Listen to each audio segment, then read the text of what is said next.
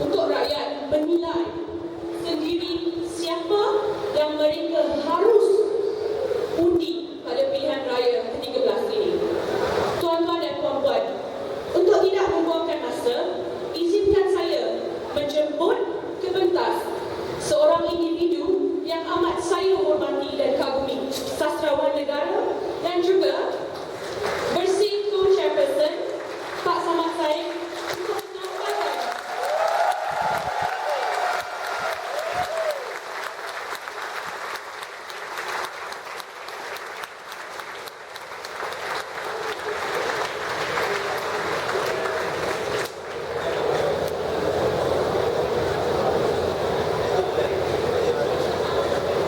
Bismillahirrahmanirrahim. Yang amat saya hormati Datuk Seri Anwar Ibrahim, yang saya hormati juga, tetapi dia tak datang.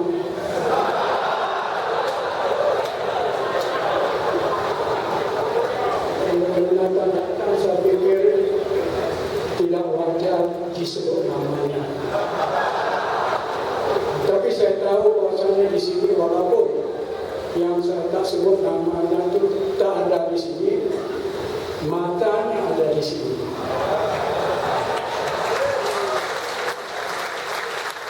Telinganya juga ada di sini. Yang tak ada hanya lidahnya. Jadi saya ambil masa yang panjang, saya akan membacakan sebuah puisi yang hampir saya baca di mana-mana. Walaupun saya ini pengurus bersama bersih, tapi kami bagi tugas. Yang saya selalu dipanggil sebagai Rakyat, bahkan saya dipanggil reason. Tetapi Rakyat dan reason ini amat pentinglah, khususnya sekarang.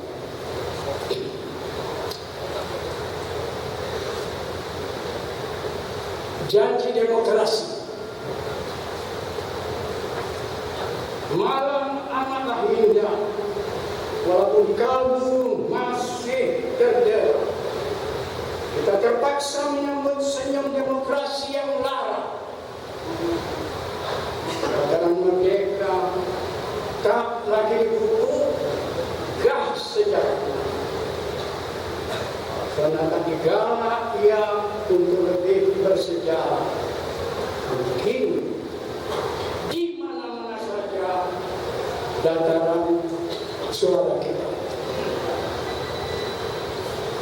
Angin sejarah yang tulen kini makin berhembus kencang, menjanda panji negara yang berkibar girang negara.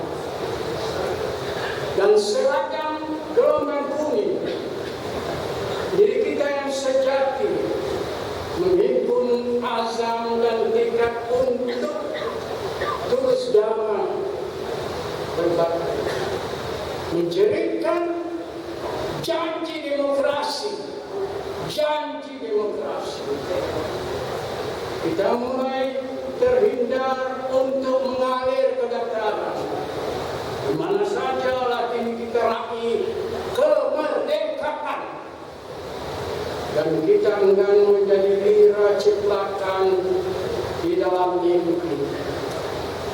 Kita laungkan jerit senyaringnya janji demokrasi, sehingga janji itu menjeritnya sendiri.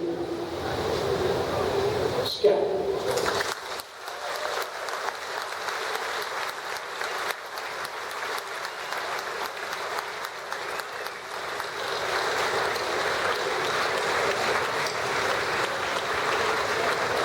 Terima kasih Pak Samad. Ladies and gentlemen, manifesting people's hope, a common discourse, Bersih has prepared a neutral platform for both parties to discuss tonight.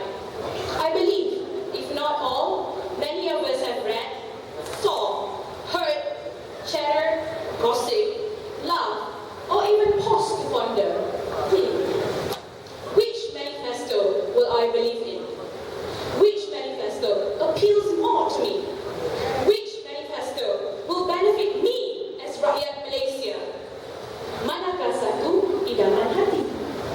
On one hand, we have Barisan Nasional's manifesto, menepati janji, membawa harapan, a promise of hope, bringing the country and her people to a new level of excellence and service established by the concept of people first, performance now. And I quote from Barisan Nasional's manifesto, "A hope is not a dream, but a way of making dreams become reality. People first." What are they offering us? Easing the cost of living, uplifting urban well-being, providing affordable and secure housing, access to quality health services, and many more. On the other hand, we have Pakatan Rakyat's manifesto, the People's Pact and the People's Hope. The People's Manifesto is crafted based on 4 key pillars: fraternity of the people, the people's economy, the people's well-being, and the people's government. What are they offering us? People's economy, which comprises of 1 million job opportunities for the people, equitable productivity sharing through minimum wage, education reform to drive the economy, sustainable economy, public transportation, breaking monopolies and encouraging competition. Alright, how do we decide? Both are equally attractive on paper, but can they be translated into action?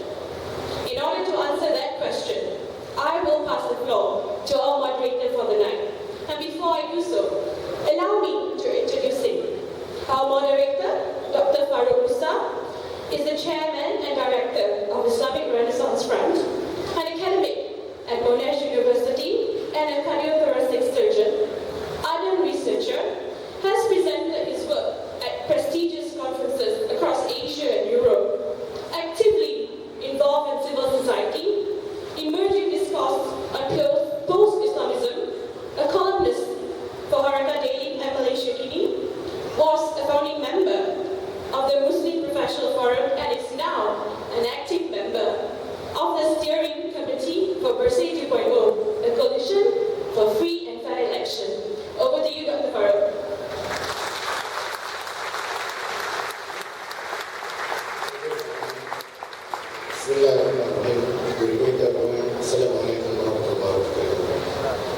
I think before we start session, I would like to call upon the opposition leader to speak on that political stage.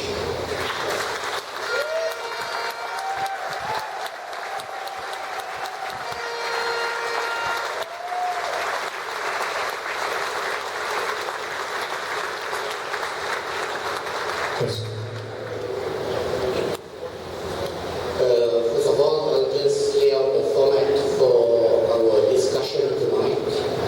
Probably we'll start with an opening speech by Dr. Sriana regarding Pakatan Rakyat Manifesto, brief basically discussion of the manifesto about 10 or 15 minutes. Then to be followed by a video screening of the Barisan Nasional Manifesto, even though Dr. Sriana is not here, but I guess we have to be fair to him because we are for free and fair election.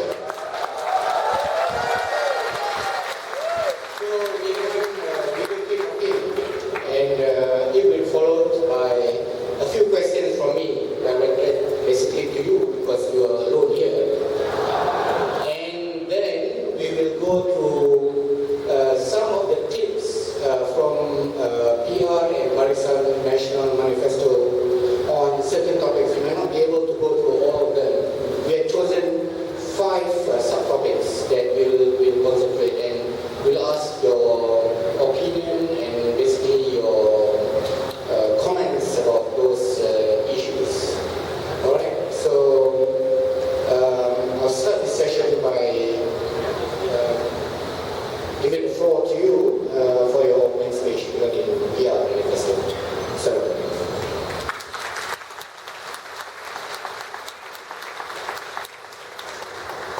Assalamualaikum warahmatullahi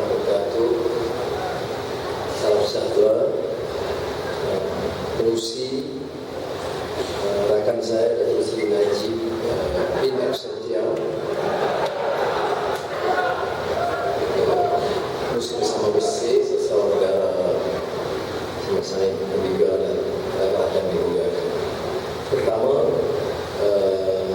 saya juga kepada rakyat ingin menyatakan penghargaan dan tahniah atas inisiatif yang diambil bersih untuk menganjurkan apa yang disebut sebagai perlawanan segar,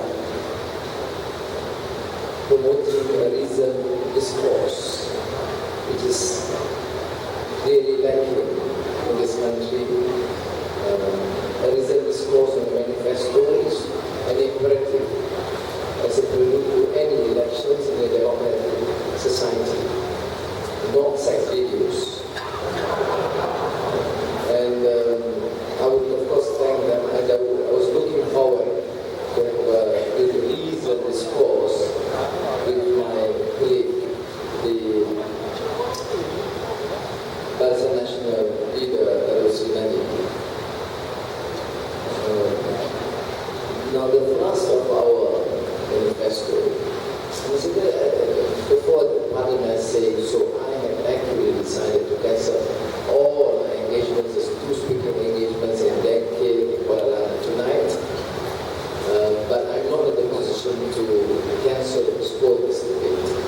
So this is an exception, and because I value the importance of the dialogue, a discussion, and as I alluded to earlier, a reasoned discourse. So you see, manifesto ini adalah pernyataan hasrat. Tapi izinkan saya menyentuh satu aspek manifesto. Kita boleh melangkar manifesto atau program, tetapi ianya boleh hanya dianggap serius sekiranya pembaca atau rakyat meyakini, percaya, dan ada elemen trust. Oleh demikian, berbeza dengan manifesto Barisan Nasional, pernyataan longgar, kita melangkah dengan mengambil kira keyakinan rakyat, aspirasi rakyat, dan keupayaan kita sebagai kerajaan baru, kerajaan rakyat yang baru insyaAllah untuk melaksanakan.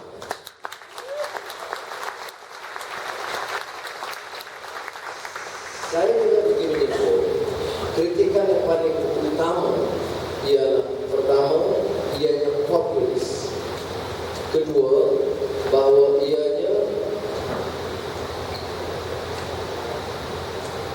tidak bertanggungjawab kerana akan membebankan, dan berikut pernyataan pimpinan Barisan Nasional akan memufliskan atau menyebabkan ekonomi negara menjadi bankrupt. Pertama saya sebut, semua manifesto, semua dasar negara mesti populis sifatnya, mesti pro rakyat, dan kita jangan bermaaf atau apologetic setiap kali dasar kita itu pro rakyat. Kita terlalu lama pro rakyat.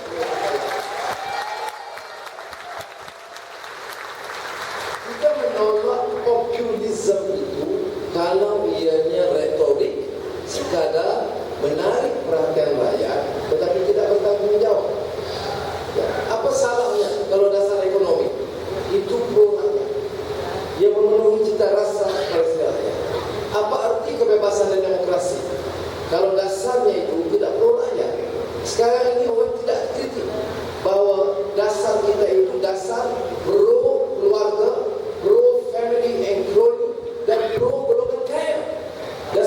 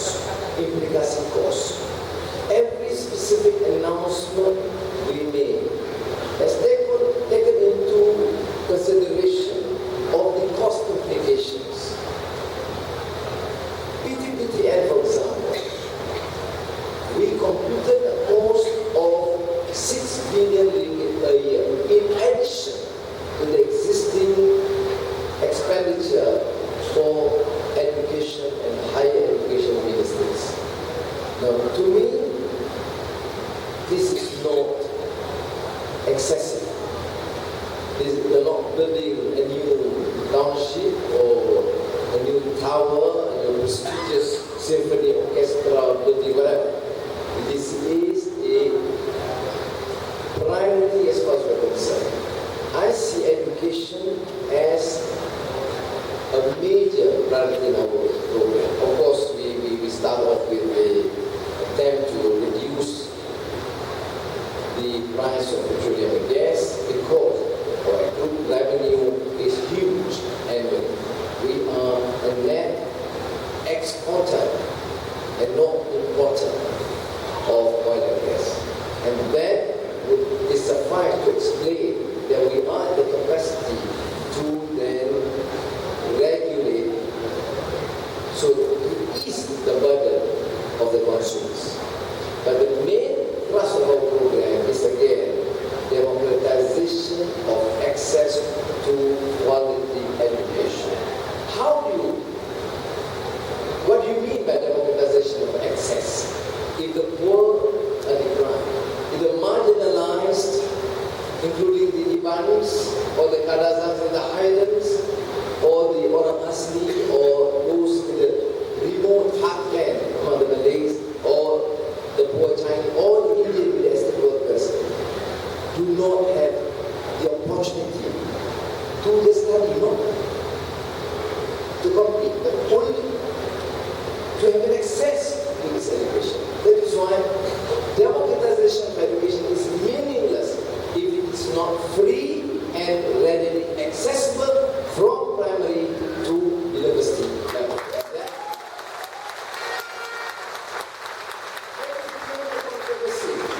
As an example, in our manifesto regarding the PTPT, people say, and the UMNO youth and UMNO leaders continue preaching to us, lecturing to us. Why Pakatan leaders are being so irresponsible as to encourage people to borrow and not pay? PTPTN is an example. Never mind the Kaukondo, never mind Ruwaja, never mind the mass fiasco that you can borrow and steal without ever thinking of returning it.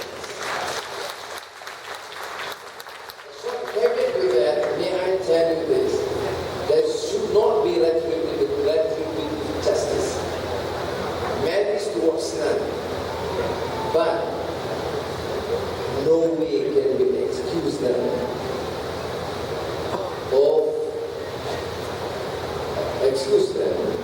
if they are found to be stealing public funds, which means forgive, yes, forget, no.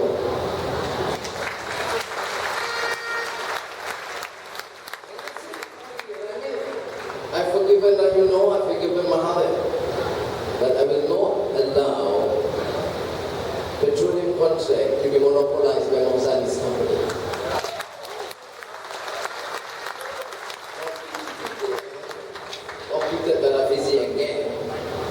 Not exceed 6 billion ringgit. Revenue from petroleum and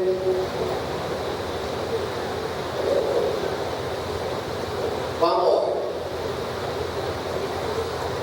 comes to about 150 billion ringgit a year. Spending on education at the cost of 6 billion ringgit a year would not lead the country to bankruptcy.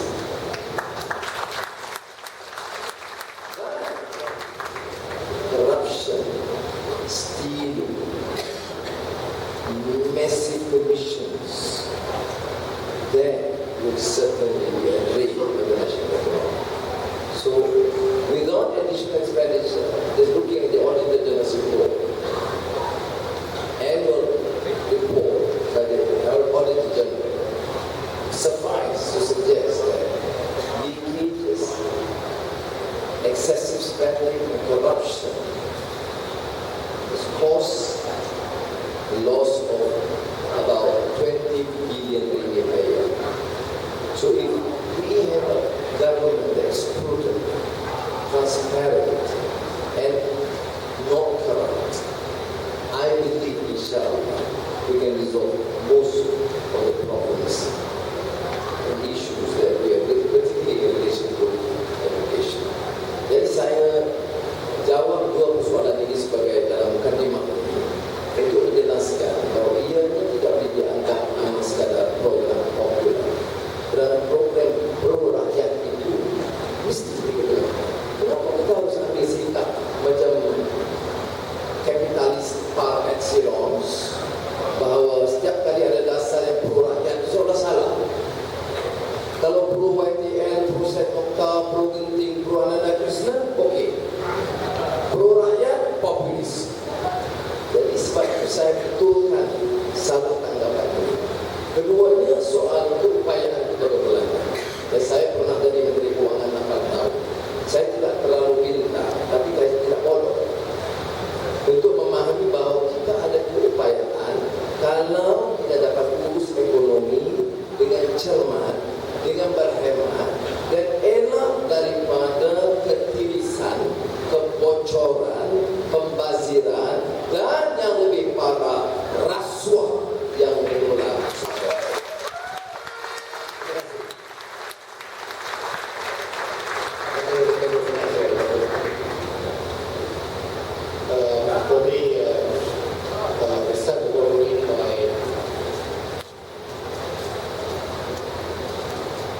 By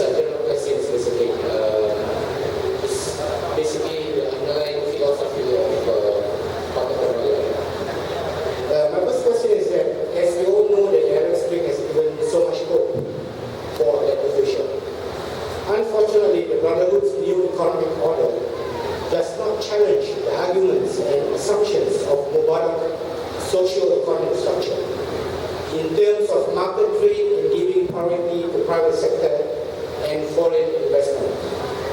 It is based on empowering that structure without corrupt practices. It basically concentrates on the 1% of the Brotherhood, which refers to the small ultra-wealth clique that benefits the new economic order. Now, how would PR ensure that the change it promised will not be of the same rhetoric as that of the Brotherhood, and that it will benefit the 99% of our population instead? Thank you. I followed, of course, obviously the Arab awakening, Arab Spring, and I spent some time, particularly in Tunisia, meeting the MPs and the cabinet, in Tunisia, delegation by Sheikh Anusi. Unlike the Pakatan experience, they came as a result of the turbulence in the Middle East. We came more prepared. We have accepted that the change and transition through the democratic process, assuming that we have fair, free elections. Because of that, we have crafted a relatively more elaborate economic agenda. And as far back as 2007, the framework in the name of Listed Economic Agenda to replace the new economic policy. And this was deemed to be extremely controversial.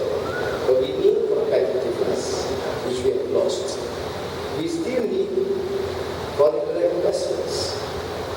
We support, as a matter of principle, market economy and privatization. But what is lacking in this government is the issue of good governance, of accountability. Because we lack that, we tended to cast aspersion of blame on the principle of market economy.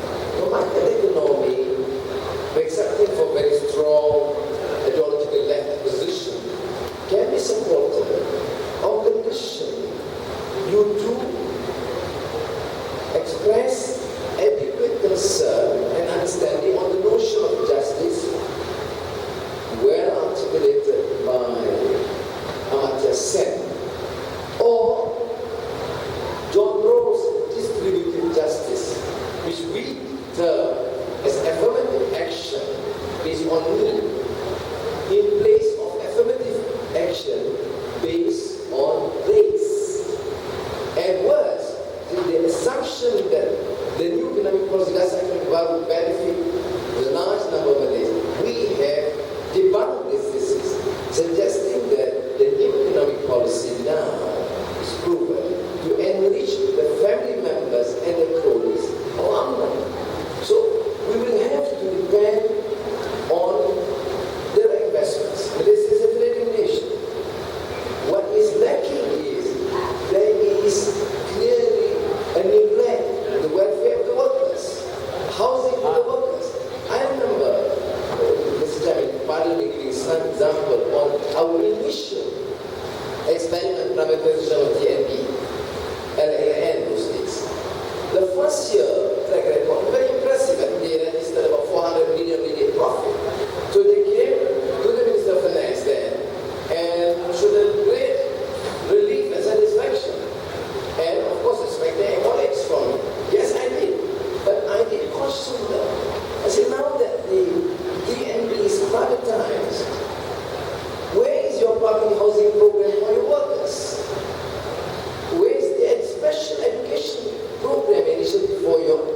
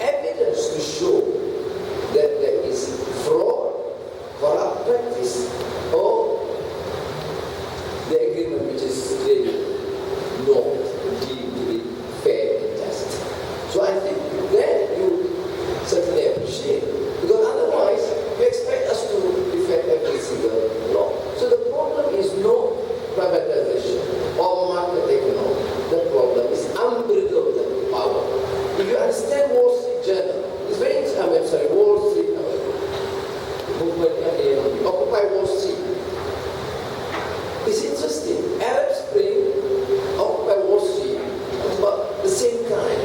Arab Spring, people clamoring for freedom and reform. And Wall Street, Occupy Wall Street, people cautioning against unbridled freedom, and particularly among the corporate elites. The complicity of corporate elites, Wall Street, and Capitol Hill, the political elites. The complicity in their arrangement, interests that was against the interests of the people.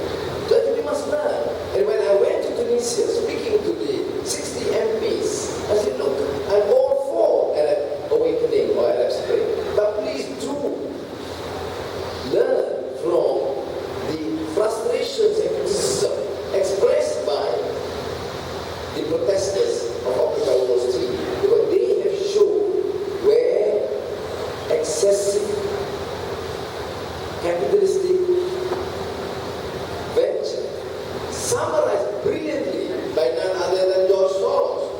Tomorrow's Utusan Malaysia headline would be Anwar defends George Soros.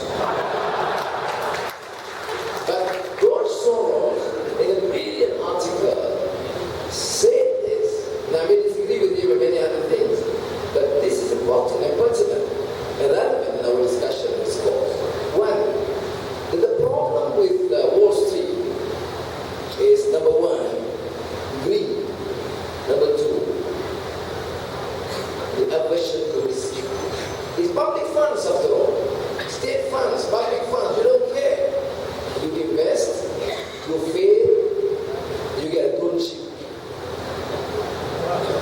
So I think we, in this new government, must learn the experience. We clamor for reform, we want to, we support market economy, we must be strong in the distributive justice, but then you understand the idea of justice.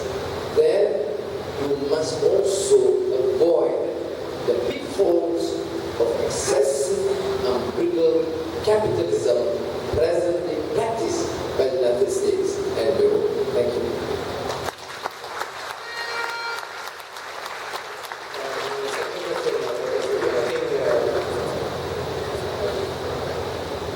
My second question is, please be assured that I've not linked these questions to the referendum.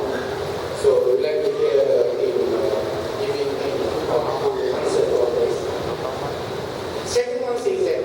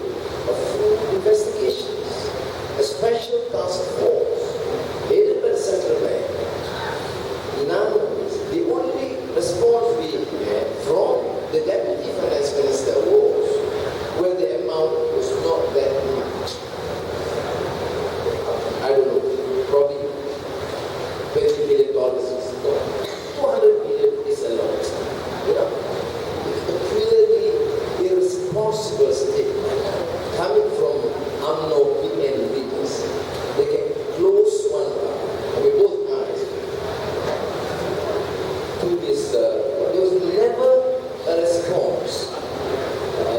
Then I solicited Rafi's assistance to contact these representatives at DMR to invite them to come. They said they are prepared to do so if the central bank or the government is prepared to sit down with them. We give a date, no response from central bank, no response from the president. So clearly, this alone, forget the manifesto. How much do you require? 20 million, 30 million extra funds? You forget about all these promises. This alone, the GFI report, the illicit funds, Global Financial Integrity Report suggests the outflow of illicit funds, and they explain what was meant by illicit funds. As I said, if Datuk is true his word that we want a transparent, responsible, incorruptible government, then we say we must place some. I mean, after all, they talk about 50 billion, 80 billion. Some they can defend, yes. But impossible to suggest that they can defend the outflow of illicit funds in this manner. One of the first things after the 6th of May, inshallah, we need to do is to set up a new task force, a special task force, to trace this illicit outflow of funds by billions out of this country. That's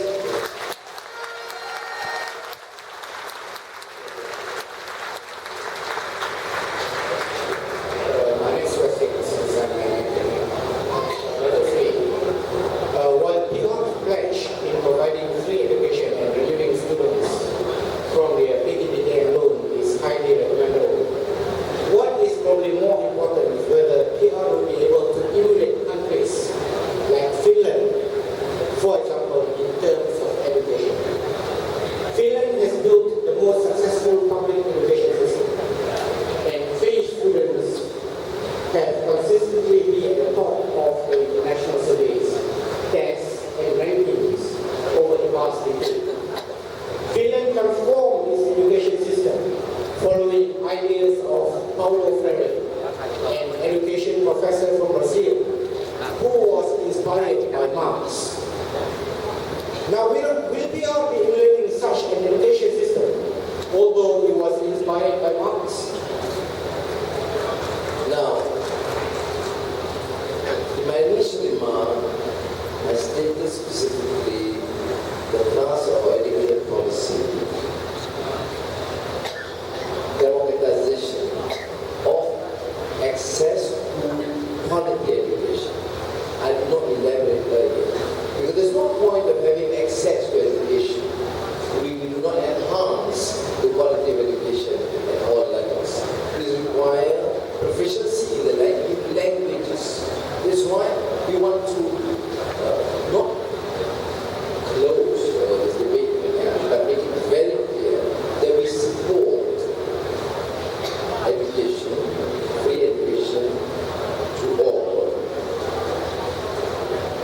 And which means sekolah kebangsaan, sekolah Taiwan, sekolah Cina, sekolah Arab, on condition we settle this human controversy about language, which means the quality and level of proficiency of bahasa must be there. We don't want a position where we neglect the importance of bahasa as a national language in all countries. With that condition accepted, the Rakyat government will support all schools. I repeat, all schools, not bantuan modal or what's present now. We recognize and support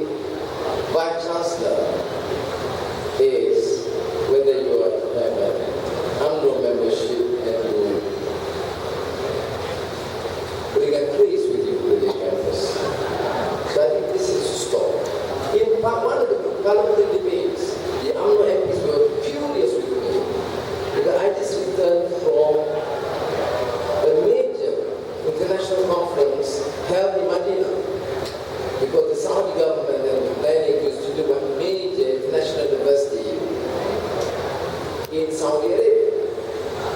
The governor of Manila invited me as a keynote speaker. But then, during tea break, I asked him, why on earth did you decide to have a Chinese from Singapore as your first vice chancellor? Well, he was surprised. I was taken aback when I asked that question. Actually, I wanted the answer, but I wanted to repeat his answer in Parliament. So he said, because we need good academics. I said, but there are many Arabs, many Saudis in the States, in the UK. Why don't you take them? You know what his reply? Yes, we will take them as academicians, as professors, but we have to take someone from Singapore, because the Chinese Singapore has not only the impeccable academic credentials, but has managed the university successfully. So we want to tap his experience for the first years and train him over the years. So I asked the UMNO guys, I said, if the Saudis can have a Chinese from Singapore, why can't we have the brilliant Malays, brilliant Chinese, brilliant Indians, and Daya to lead and manage our universities?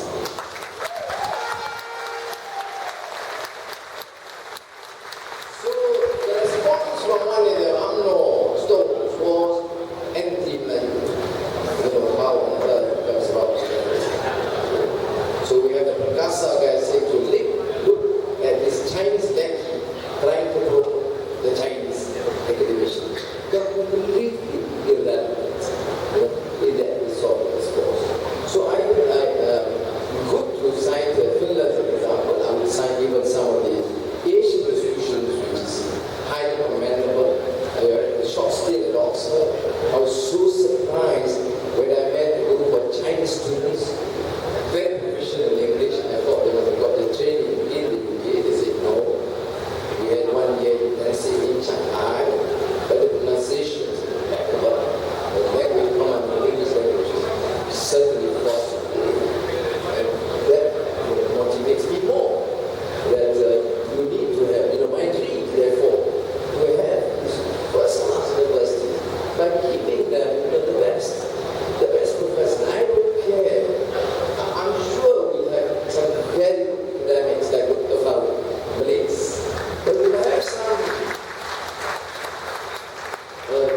top Chinese academics that I can assure, I don't care if you are Chinese or Indian or Malay, but we will have to make sure that the best be charged to enhance quality of education in our campus system.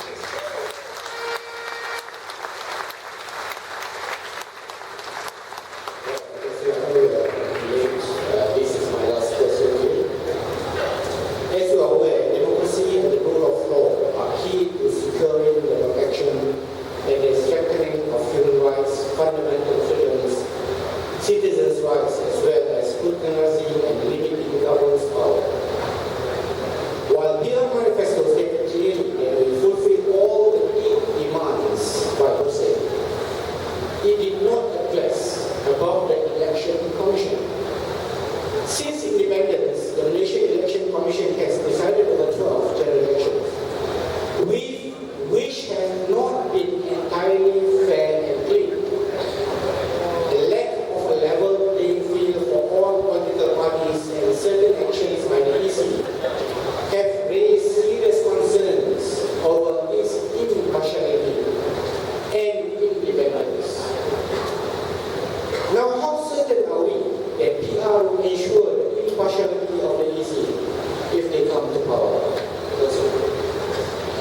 Ambika Maria lebih arif untuk menjawab persoalan ini.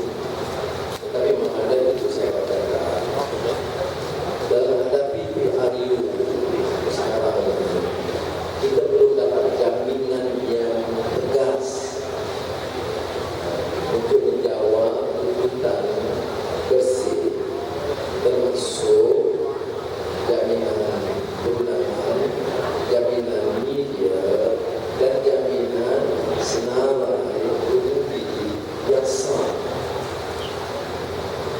Tetapi, tanya,